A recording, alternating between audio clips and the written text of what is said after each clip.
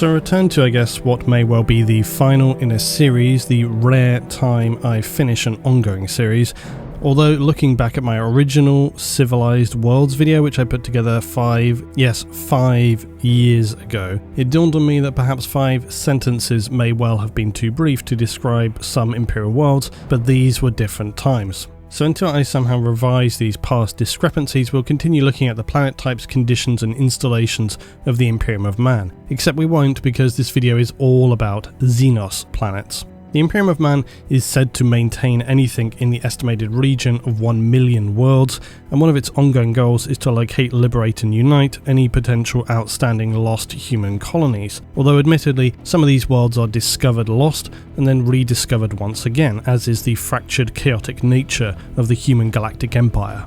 The Imperium has its so-called civilized worlds, where primarily its ordinary citizens live their lives. Some may enjoy a tolerable, even pleasant quality of life. A privileged few, known as the nobility, govern and exploit the extremely minimal luxuries, while the members of noble families and guilds forge lives for themselves as wealthy traders, ever jostling for positions of power. Many of these worlds are known as hive worlds that represent production centers for humanity. Industry and manufacturing concerns, neither of which are particularly appealing to most, as lives for the masses here mean grinding physical labor or lives in hazardous environments. Servitude in extremely poor conditions or under the threat of bizarrity by twisted human minds in the nobility or those with power. The exceptional production centres known as Forge Worlds are managed by the Mechanicus, and they are therefore entirely different in their management compared to those worlds governed by humanity and accountable to the Imperial Administratum, whereas Forge Worlds answer only to Mars.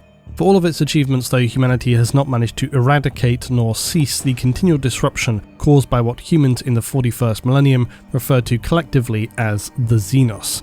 This umbrella term refers to all alien life that is not human and includes those known to us as the Eldar or Eldari and their twisted cousins, the Drakari, the Tau Empire, Orcs, the Necron tier or Necron, and of course the Tyranids. The Crone Worlds are some of the most ancient and likely cursed planets in the galaxy of M41, for they're known as some of the very first worlds believed to have been colonised by that most ancient race known as the Eldar or Eldari. However, this is where I will now place a second subtitle. For the Eldar, Crone Worlds are a truly bizarre planet. They're also known to be designated as Daemon Worlds. The Eldar race are so old by any standards of the Imperium that now much of their ancient history is lost even to themselves, especially since the time known as the Fall, when the Chaos god Slaanesh came into being. Their history is not told though through carefully time-stamped administrative documents like that of the Imperium. Instead though, it is told through poems, fables and stories passed down by word of mouth throughout Eldar history. Like the Necron, the Eldar are one of the few species in the galaxy to have existed as close to the beginning of the galaxy as is possible, and only the mysterious Old Ones came before them. It's almost unknowable at this time as to whether their tales of gods are metaphorical or represent actual figures in this time, and even if the stories are real, were the Eldar gods real in the truest sense? Were they real entities or something else entirely? Did they represent perhaps just powerful technology that is now both lost and impossible to recreate? The Eldar mythology is one of the more difficult pieces of lore to wrap your head around. This is mainly because of how vague and symbolic much of the descriptions surrounding them seem to be. The time known as the War in Heaven speaks of powers and battles beyond the comprehension of mortal beings in M41, so trying to accurately discern just what it all means through the stories of the Eldar is almost an impossibility. But if you did want to learn more in detail about the Eldar origins and mythology, I would recommend looking at my Dark Origins Part 2, which covers this, and I've linked at the end of this video. As noted, the mythological descriptions of Eldar gods describe the creation and origin of what are known as Eldar Spirit Stones. These are also called the Tears of Isha. Now, these stones are critical to the protection of Eldar souls. In the ancient times, the Eldar soul would return to the calmness of the warp space before eventually returning in the birth of a new Eldar. This cycle of reincarnation was then disrupted with the birth of Slaanesh, who now will harvest and capture any Eldar soul which would return to the warp. The Eldar Spirit Stones prevent this, and they're placed all over an Eldar's armour. When they die, these stones will capture their soul, and the stone is then placed into an Eldar Craft World's so-called Infinity Circuit, where it merges with other Eldar souls.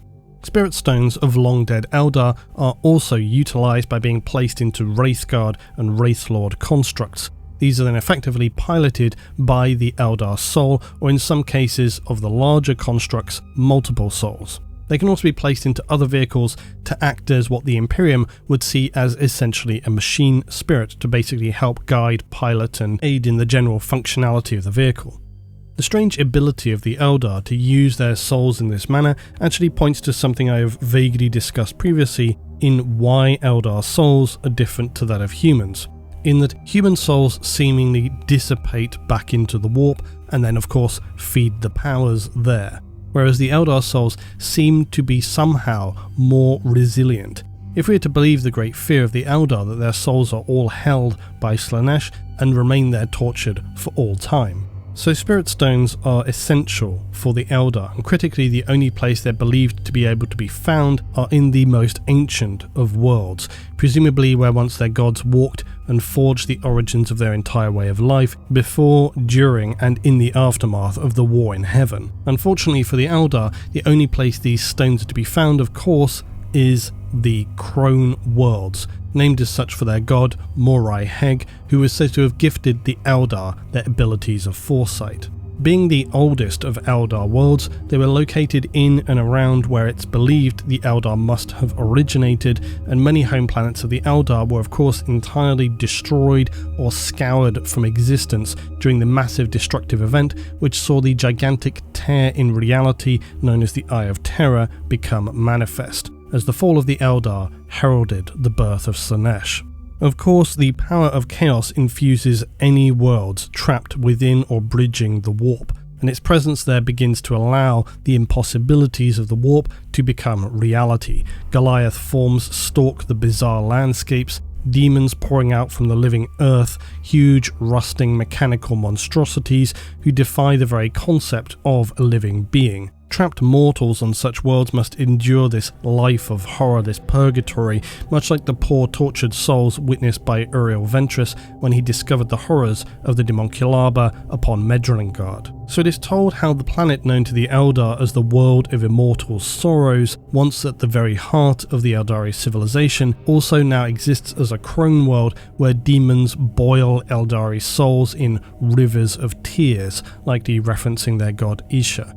Upon countless other demon worlds, armies of these warp entities fight amongst themselves as pawns of the gods in their great game, whilst nearer to real space, Imperial strike forces fight desperate crusades against what are unknown to them, in essence, their own dark reflections.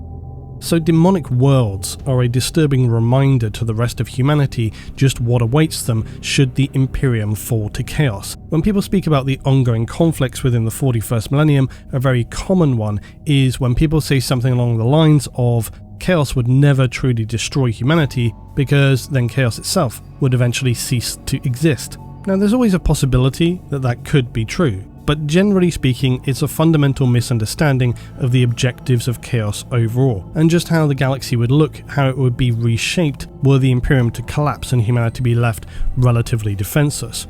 I feel this is something I want to look at in an adjacent video more, but the short version is the answer to this suggestion is no, chaos wouldn't just become invalidated immediately by the collapse of the Imperium. Instead, what you would see is a galaxy which would become essentially farmed for the pleasure of the Chaos Gods, with humanity being its cattle. So not unlike the harrowing descriptions from Dead Sky Black Sun, you would also see such horrors like that throughout the planets of humanity all across the galaxy. The key thing though is to remember that within the Chaos Gods' great game, it is more truly believed that if one Chaos God were able to defeat the others, yes, then perhaps there could be a long-term situation where chaos kind of became invalid, and that it is this great game between all of the gods which helps pull, wax, wane, and keep things within them in balance so that they don't end up basically obliterating themselves in the process.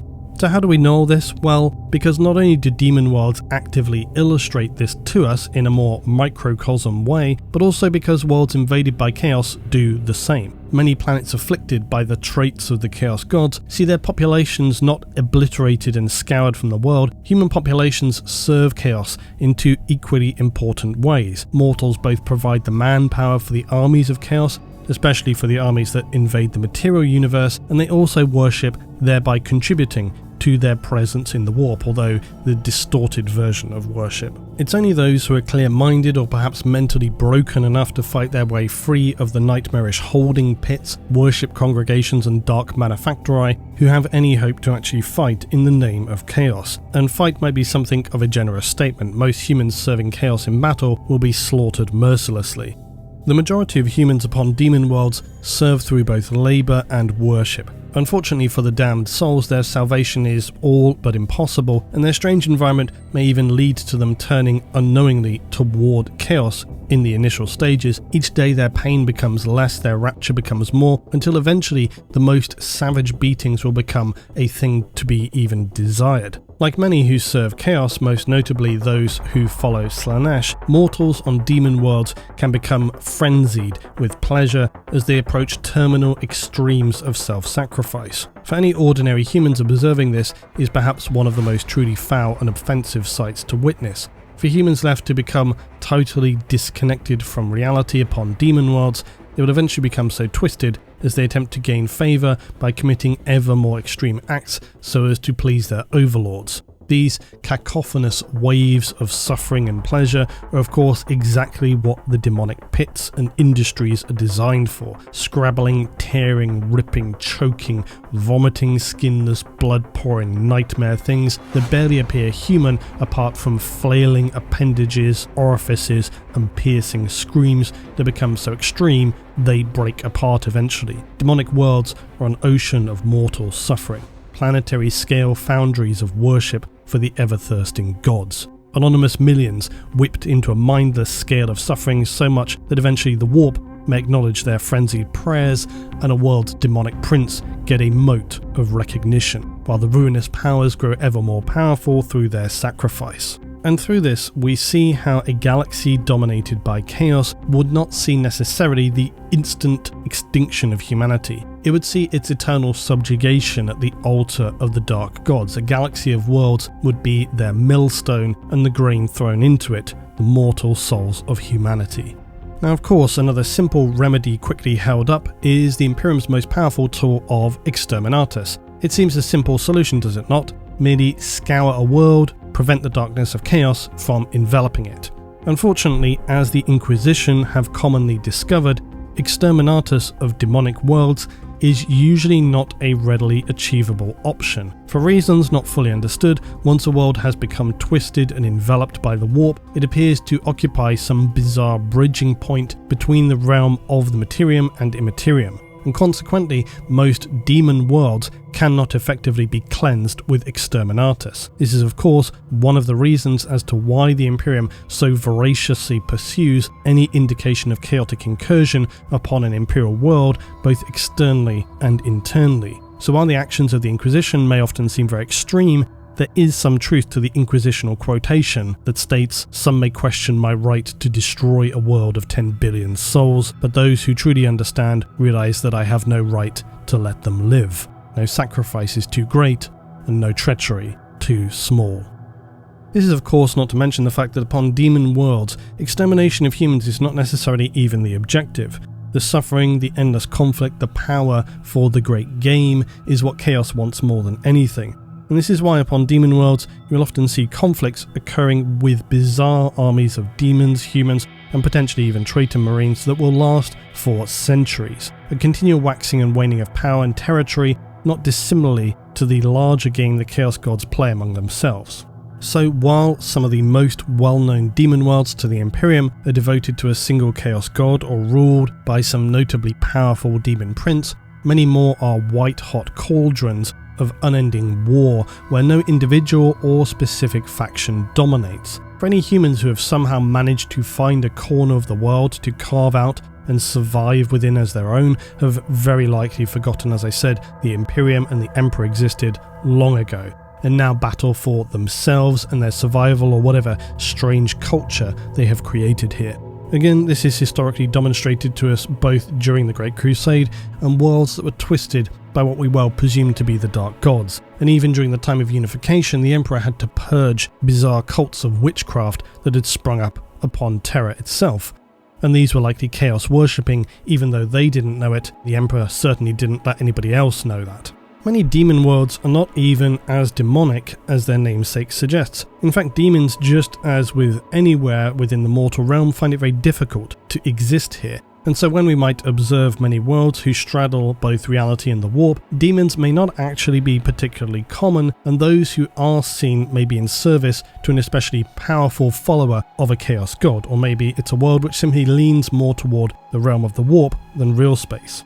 The most common demon world would be a planet twisted and racked by the powers and strange non-physics of the warp, whereby they very obviously become largely disconnected from the Imperium and the rest of humanity, and instead they exist as a terrifying foreshadowing for what awaits the rest of humanity should chaos march its armies of darkness across the galaxy unrestrained. An existence of eternal suffering, planetary-scale battlegrounds where any human inhabitants who survive here will fuel the unending demonic crossfire. For Inquisitors who hail from the more tolerant side of Inquisitional ideology, some might call them radical even, they may see the benefits in securing any who have escaped from such hellscapes as Daemon Worlds. Humans who have experienced such twisted realms and retained some semblance of their sanity are indeed rare, and those who might escape even rarer. Most often, they'll be so broken by their experiences, at the minimum unable to discern reality for themselves, that they will end up becoming so-called penitents. But inquisitorial retinue penitents are not necessarily the same as penitent engines used by the Sororitas. While technically, yes, both heretics, it's likely that penitents encased in the sarcophagi of a penitent engine will have committed, most likely very willingly, some horrific heretical crime, whereas individuals captured escaping demon worlds would be considered heretics still for being exposed to such dark and corrupting forces, but this was most likely against their will. Still, no excuse, but it's unlikely they'll have any true sense of what direction they even should be heading for in the first place. The fact that they managed to escape a miracle. Either way, an Inquisitor who has somehow acquired such an individual will subject them to extended periods of purification, interrogation and cleansing. They will also be allowed under the extreme methods used by Inquisitors to confess their crimes, should they even have any concept of such a thing, and provide other information to Inquisitors that may be helpful. What do they know of a world? Were there any notable figures there? What were the powers on that world? Do they have any knowledge of what was taking place in the sense of a wider goal, and so on?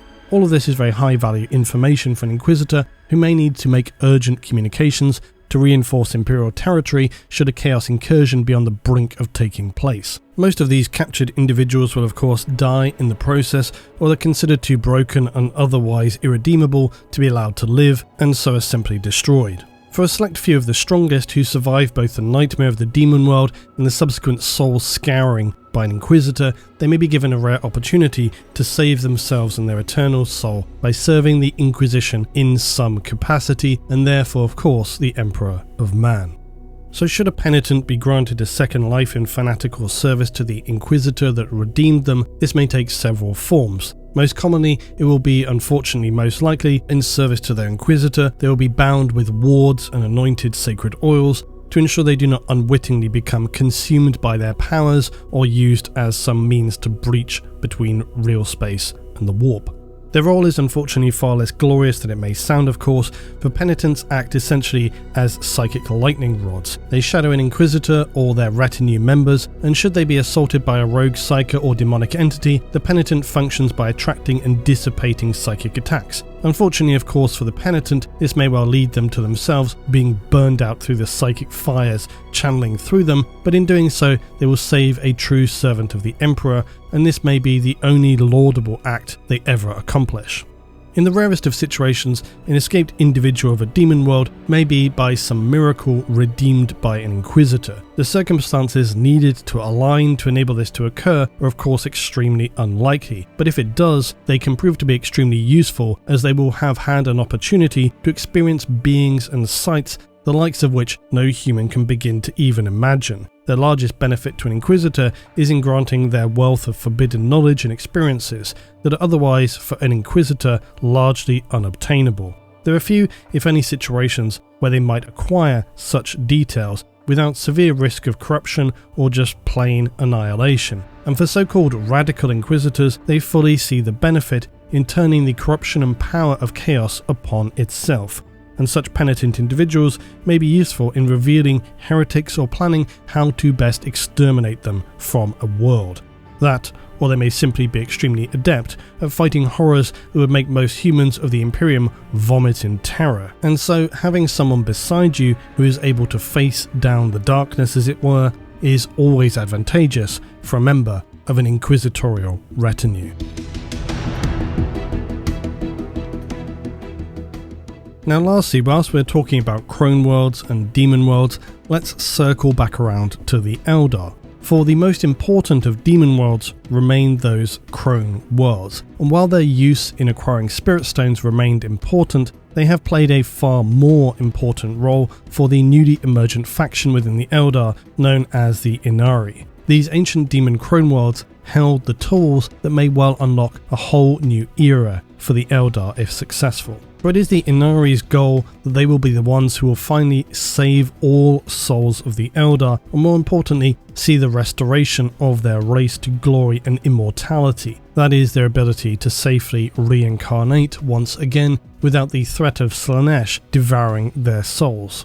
Interestingly, this faction's ultimate goal is appealing to both the Craftworld Eldari and the so-called Dark Eldar, the Drukhari. And for this reason, we see the two bizarrely come together to work for a common goal when pledging their service to the Ynnari. They've also attracted members like from the Exodites and the Harlequins. And this is highly unusual, but also the quasi-religious cult-like nature of the Ynnari has seemed to break down the barriers that usually separate the factional ideological differences of the Eldar when their goal is the eternal salvation of all. The Ynnari are attempting to bring a so far unseen Eldar god known as Ynnari into existence.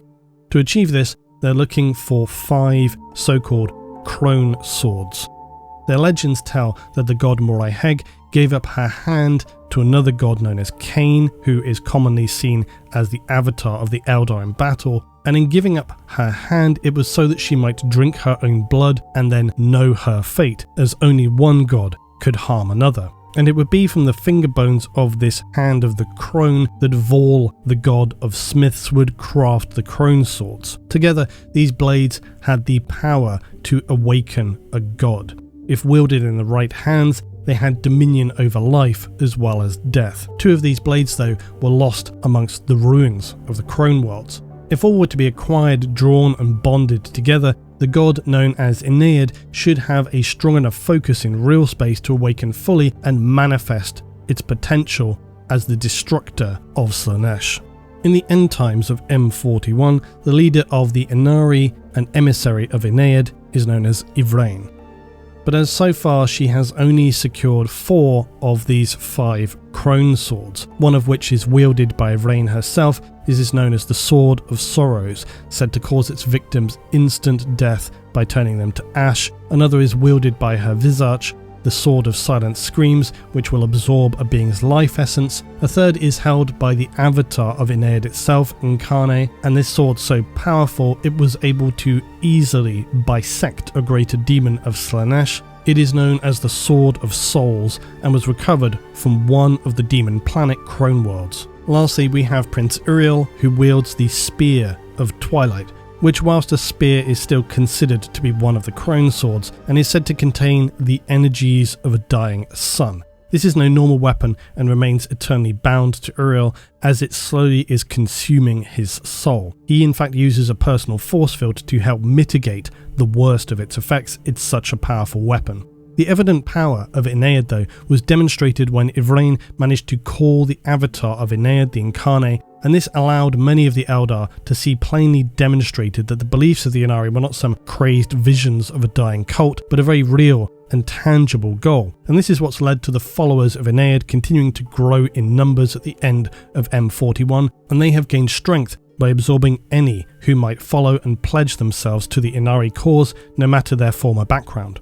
But just how the differences between all those groups and the various ways they've learned to live and fight, like say the Corsairs, Harlequins, Exodites, and then still evade Slaanesh, are still to be resolved. What kind of fractured groups and problems it could create are unknown.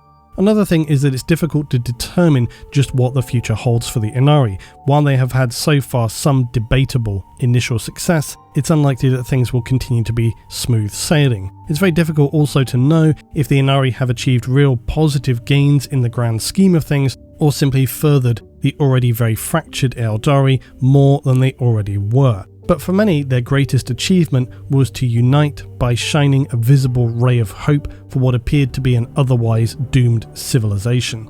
Still, the final Crone sword is yet to be recovered, and when searching the Daemon World and Crone World of Belial IV, Yvraine secured the sword held by the avatar of Aeneid, but there were believed to be two here on the world, and the last is said to have been seen in a vision by Yvraine as having been transported inside a palace of Slaanesh itself, making any attempts to secure it at this point essentially unachievable, as well as suicidal for any attempts. There are other indications that the Ynnari do not fully believe this and are still actively searching for the blade, suggesting that all hope is in fact not yet lost for their cause, or that even if the sword is in a palace of Slaanesh, they may find some means to still access it. I should finally note that this is one of the more actively developing narratives in the lore, and as such the final resolution, or how it may be framed, shifted and interpreted in the coming years remains somewhat unknown. I think more on that later from me, because it feels something very worthy of discussion.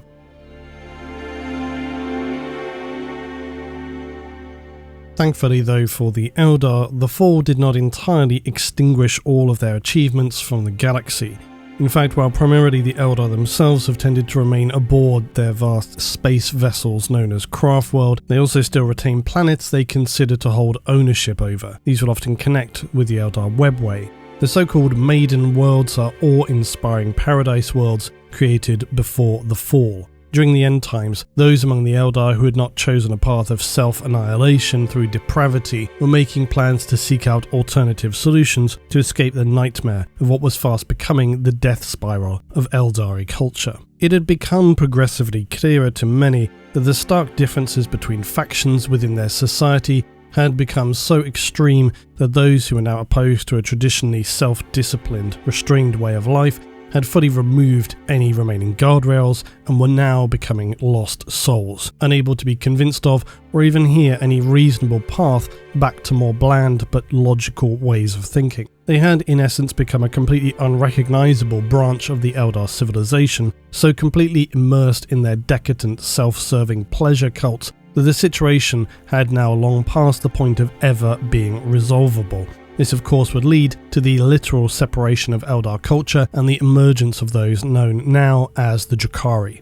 Yet even amid the very visible signs of collapse that were everywhere to be seen, few of the more traditional Eldar leaders were apparently able to foresee the complete and total implosion of their society that was still to come. Either that, or they simply chose to do nothing out of an impotent sense of willpower or a sense of guilt and despair at the sheer horror of what those who had chosen a path of self-indulgent delusion were now openly displaying to all.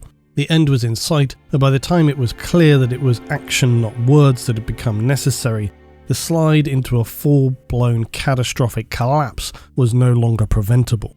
Eldar society, as it had once been, a shining beacon of culture and arts, mastery of their specific blend of warp technology, would be destroyed in the massive psychic shockwave which tore through the barrier between warp and real space and gave rise to the new god of chaos, Slaanesh, and transform an area of the galaxy into what would become known forevermore as the Eye of Terror, the vast Maw gateway between the formless wastes of chaos and the mortal realm of the Materium. Despite billions of Eldar being vaporized instantly at the point in time of this event, a decent number of Eldar had survived on the Craft Worlds, which had been under construction for some time in response to the steady slide that would become the destruction of the majority of their race. And those who saw the writing on the wall were looking for solutions to get out. For those who did not simply opt for a life effectively sailing through the oceans of space, there was conveniently another option: the Maiden Worlds. These were planets that the Eldar had looked at as being potentially feasible for future colonization. The advanced technological skills of the Eldar are to be in no doubt, for they seemingly unlocked the skills required from somewhere. We might speculate the old ones, the ability of creation via seeding barren planets with life, leading to their transformation as rich life-supporting worlds. Simple bacteria would be introduced to create a stable atmosphere first, and then gradually more complex organisms were added to stabilize the early environment and ecosystem of the planet. Luckily for those looking to escape the terrifying horror of the Fall, this process had been underway for some time through the use of Eldari ships known as Dominion Genesis. And this colonizing plan had been part of a wider, more concerted effort toward the end of their civilization in terms of expansion, to eventually spread out more across the galaxy, and it appears that despite the Eldar living lives far beyond that of most mortal humans, their vast culture had in fact been fairly limited in spread comparative to humans, despite the vast timescale, and likely due to their less than prolific reproduction comparative to humanity. Still, they had made plans to expand beyond the region of the galaxy from where they originated, and in the distant future these life-seeded worlds would be ready for colonization by the Eldar. Once the process had begun, it was fairly self-sustaining, but for it to happen in a stable and permanent manner, the process required thousands of years to complete. For the Eldar pre-fall, this was of no concern. Their lifespans made such periods of time appear like mere months or years by humans' comprehension of the scale of time. As the end times for the Eldar became ever more apparent, a renewed interest in these worlds, whatever their state of development, took hold. And while some Eldar planned to escape the horror aboard Craft Worlds, other sections of their society looked upon these Maiden planets as their new home. Those who sought refuge upon the Maiden Worlds made a huge exodus from their former homeworlds and would make vast migration fleets to travel to the newly developing planets. This exodus earned them the new title of Exodite Eldari. The Exodites had to settle the still commonly barren Maiden Worlds, and it wouldn't be until the Age of the Imperium that these planets would become lush, verdant paradise worlds.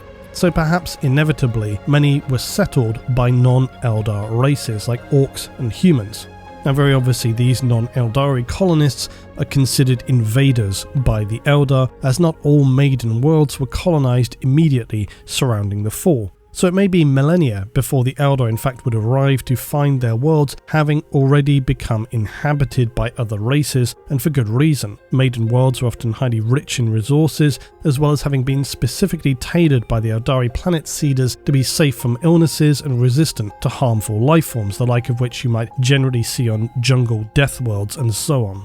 So with that in mind, those who have inhabited a Maiden World are unlikely to want to easily leave. They have no concept of the Eldar ownership of such places, and often this leads to conflict, with the Eldar seeking to purge the invaders by any means necessary. More disturbing and rage-inducing for the Eldar are those times when they arrive to a Maiden planet, but far too late, and the damage of invasive others is already done.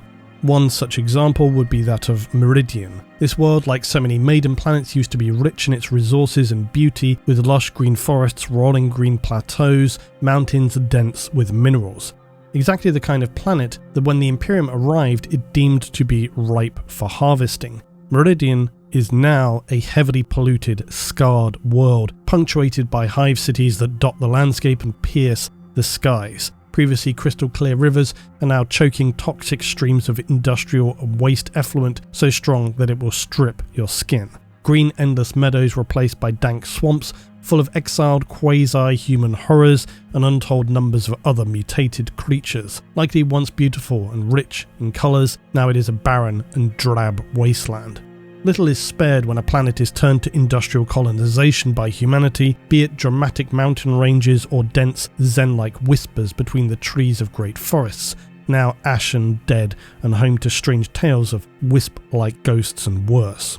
The human explorators who designated Meridian a planet for industrialization did so primarily because of the discovery of a source here of energy, an isotope called Helium-3. This is undoubtedly something deliberately designed by the Eldari because in specific conditions it was discovered by the explorators that Helium-3 can continue to produce power and heat for what projections have suggested could be eternity, or for all intents and purposes anyway. Unfortunately for the Eldar, the Imperium very obviously recognized the worth in this resource, and that is why massive defense networks now crisscross the mountain ranges of Meridian, and why in Hive Arcadia there has been constructed a colossal ground-to-orbit defense laser that can target any space vessels in orbit or even the close region of Meridian. Another Hive city contains large sensor arrays and spaceports fitted with Deathstrike missile launchers.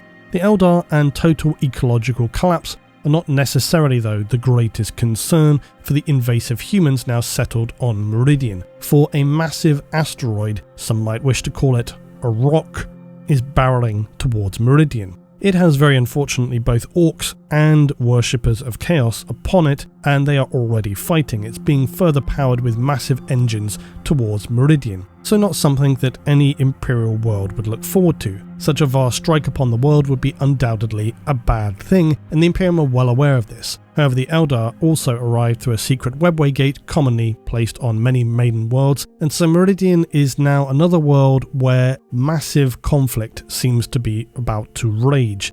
Its ultimate fate hangs by a thread, not entirely dissimilarly to many worlds within the current Octarius sector.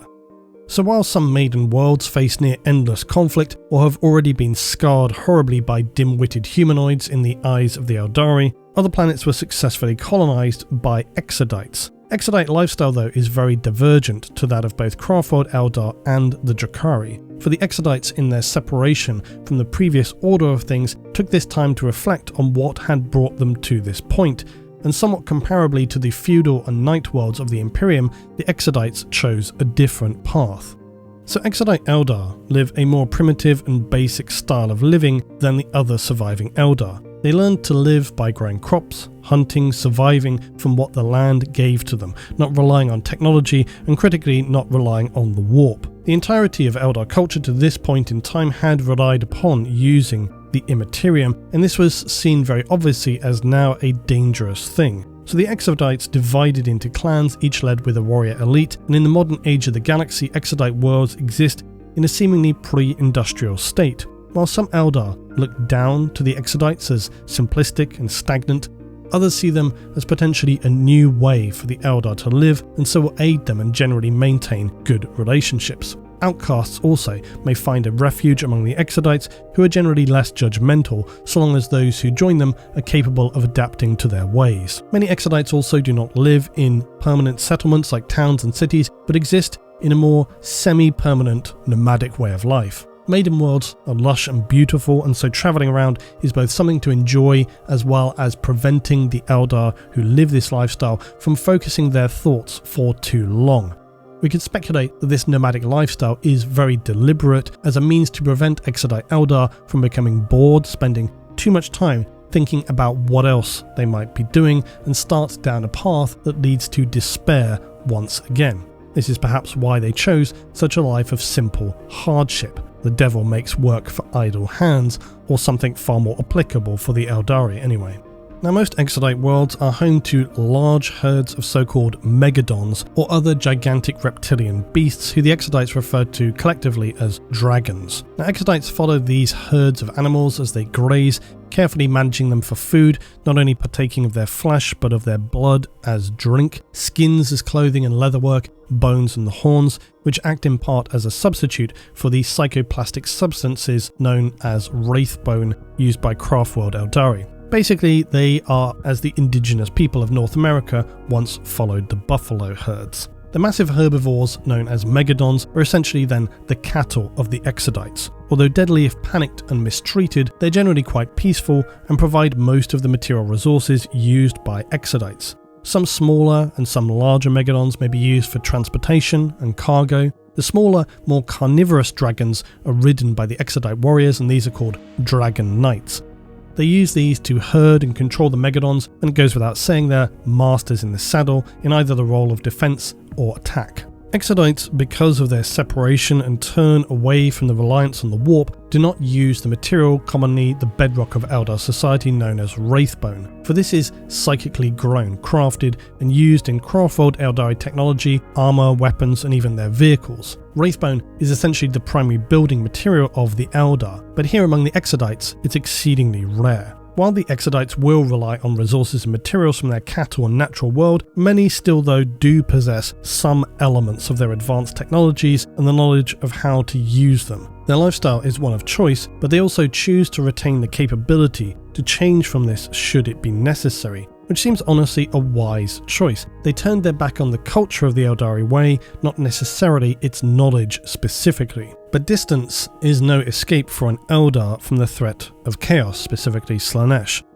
Only those who exist in the webway, like the Drakari, have some modicum of safety in this regard, and so it is essential that every Exodite homeworld still has its equivalent to a Craftworld's Infinity Circuit. Exodites refer to this as their world spirit. Similarly to that of a Craftworld, it is a vast storage system for their psychic spirits or souls of dead Exodites, and when placed into the world spirit, they become safe from the threat of Slaanesh. But in order for this to happen, Exodites must also make use of those same psychoactive crystalline technology that the Craftworld Eldar use.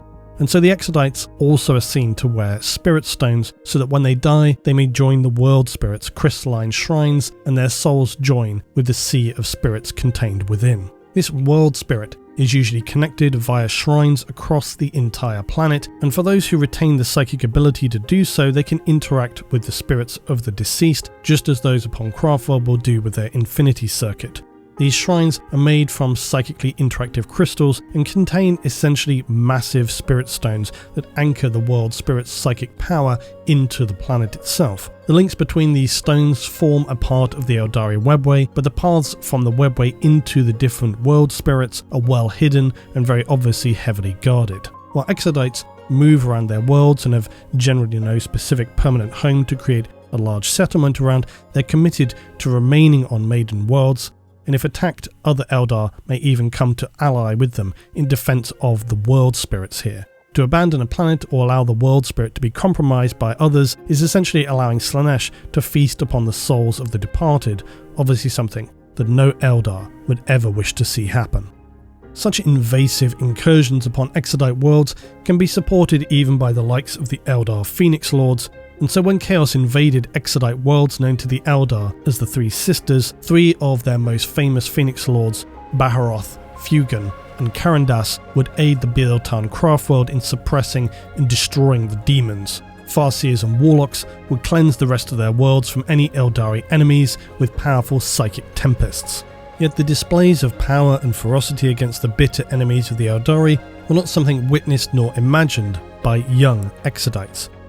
And so it would be that many of the young warriors who were in awe of these Phoenix Lords saw their lives of isolation were perhaps not serving their race to the best of their abilities, and so felt the call to join with the Bieltan Eldar, enraging for the Exodite leaders who felt this to be an outrageous betrayal, but perhaps a sign that along with Yvraine and the Ynnari, the Eldar were entering a time of change, and just as the Craftworld Eldar were known to aid the Exodites, now things were coming full circle.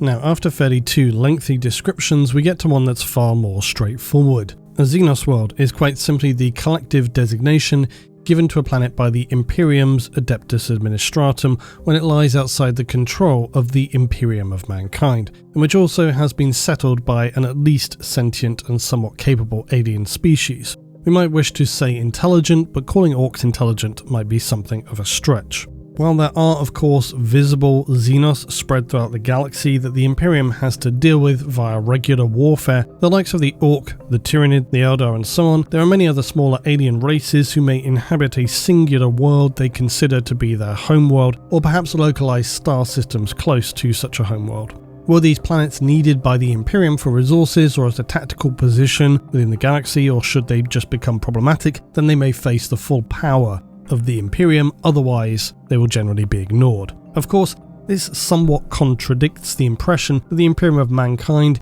is on a permanent genocidal alien hunt looking to scour the galaxy of any and all who are not themselves. The only ones that are doing that are the Tyranid.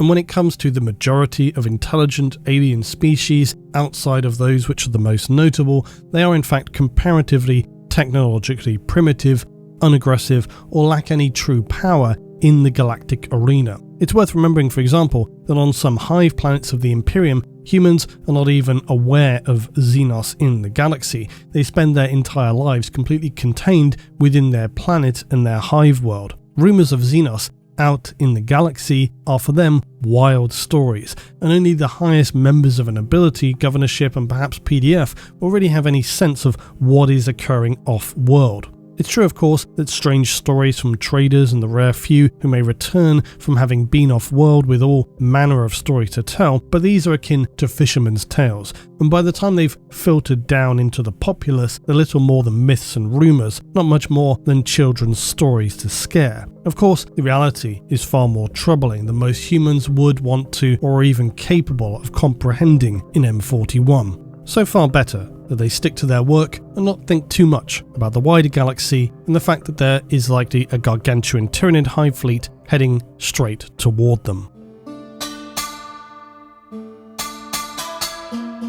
Necron Tomb Worlds. Now, I hope you may appreciate that this could easily spiral into explaining the entirety of Necron history if you wanted it to. So I'll say right now, this is going to be kept relatively simple, lest this video become 3 hours long, because I feel like I'm already sounding like a Necron in this video. Now, we already know that many millions of years ago, the Necron, or Necron tier if you like, they seem to be interchangeable for some reason, entered into their great sleep, having vanquished their enemies, the Old Ones and Catan alike.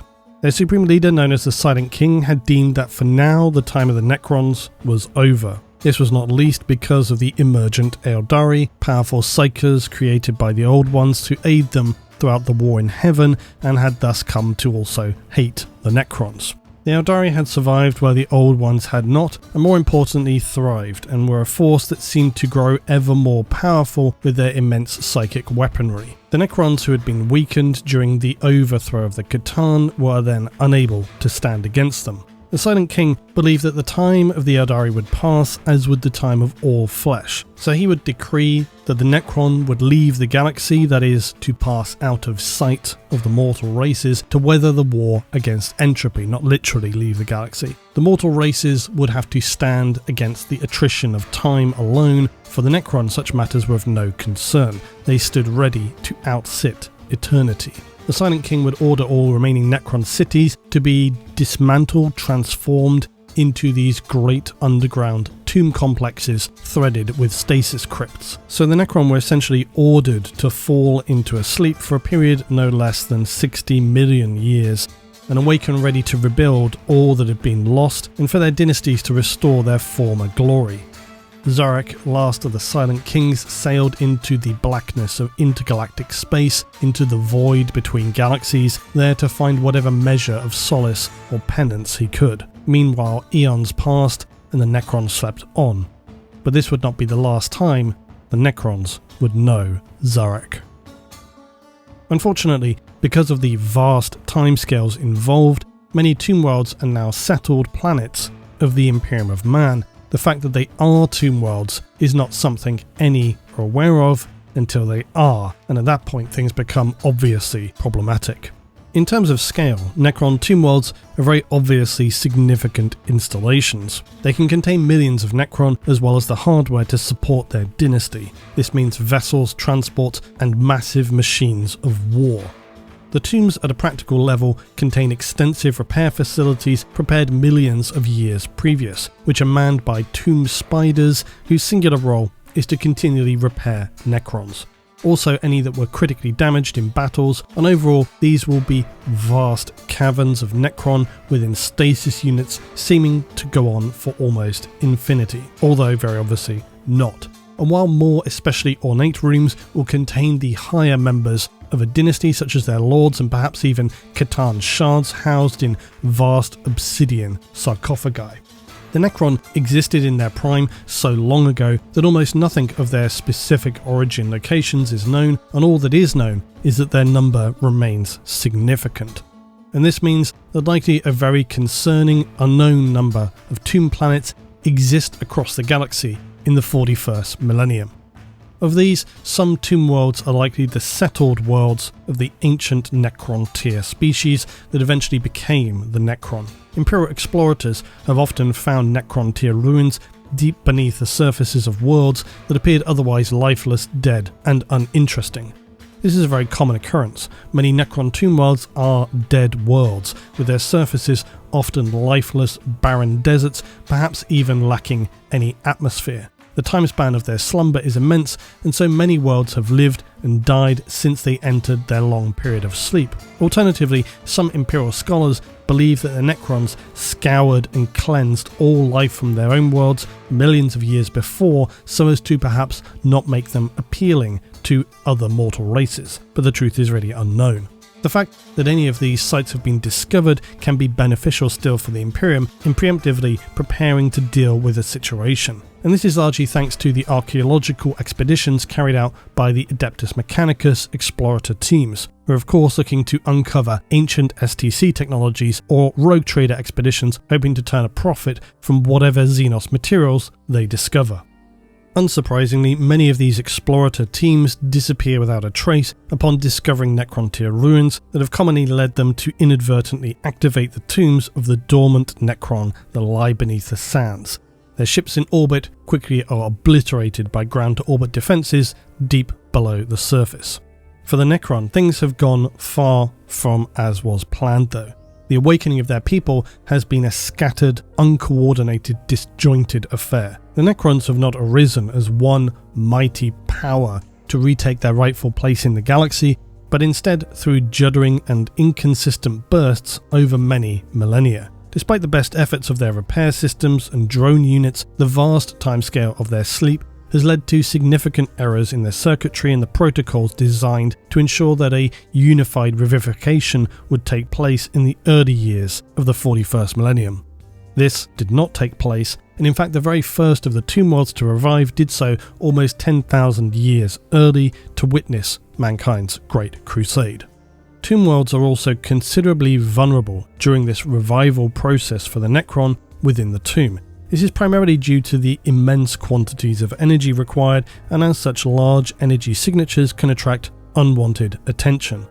At this early stage, their defense lies with the canoptic spiders, scarabs and wraiths, far from the most powerful tools of the Necron arsenal.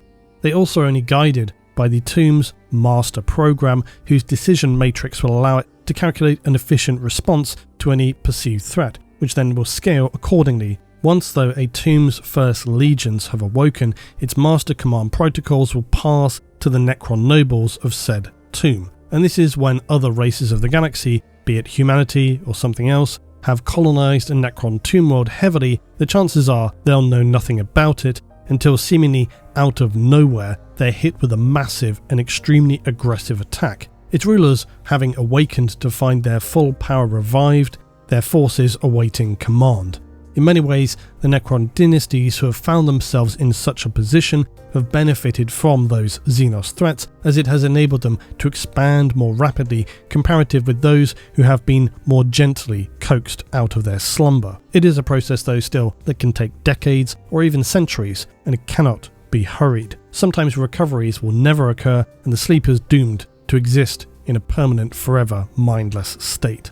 What remains significantly troubling for the Imperium is that even toward the end of the 41st millennium, it is believed that there are many thousands of tomb worlds scattered throughout the galaxy. Billions of Necrons who still slumber in their tombs across countless unknown worlds, many likely beneath well-established civilizations.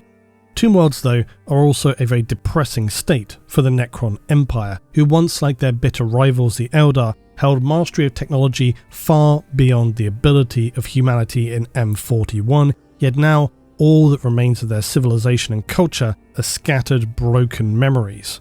When a tomb awakens, no matter how successful the revival process is, there will be many whose minds fled during hibernation and whose bodies have been co-opted by a tomb world's master program. In the time of the great biotransference undertaken by the Necron tier to move from feeble mortal forms to eternal living metal, a secret that was not told to the ordinary peoples was that there were not the available resources to provide all Necron tier with bodies capable of retaining full personality and awareness. This is why the vast majority of Necron are now lost, little more than shambling metal undead, incapable of individual thought and comprehension. They no longer experience emotions nor experience, yet disturbingly similar to Imperial servitors within each Necron warrior or the shambling lower classes, they are believed perhaps to still retain a minuscule spark of self-awareness. Nothing they can act upon, only a terribly sad echo of their former selves that it might torment them with shadows of memories, confusion, and a feeling that things were once very different. If they ever came to the realization of the truth, it's sure that many ordinary Necron would surely welcome true death.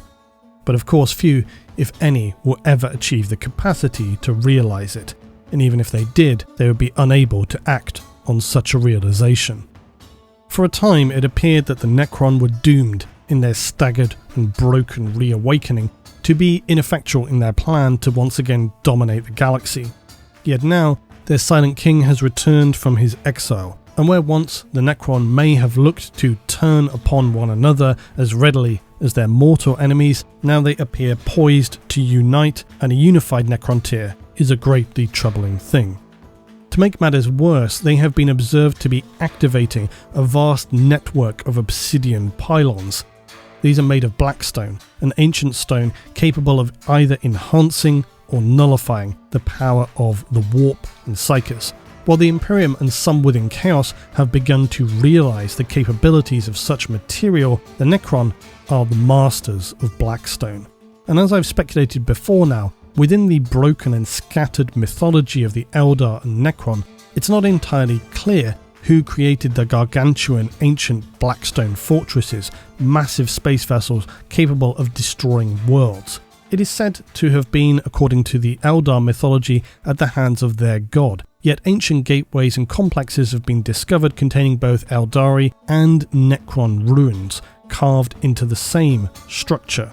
So I still believe there is a possibility that it were not just the Necron nor the Eldar who saw victory in the war in heaven, but that perhaps together they cooperatively saw that the power of the Catan and the warp were too dangerous and sought to destroy and seal them both.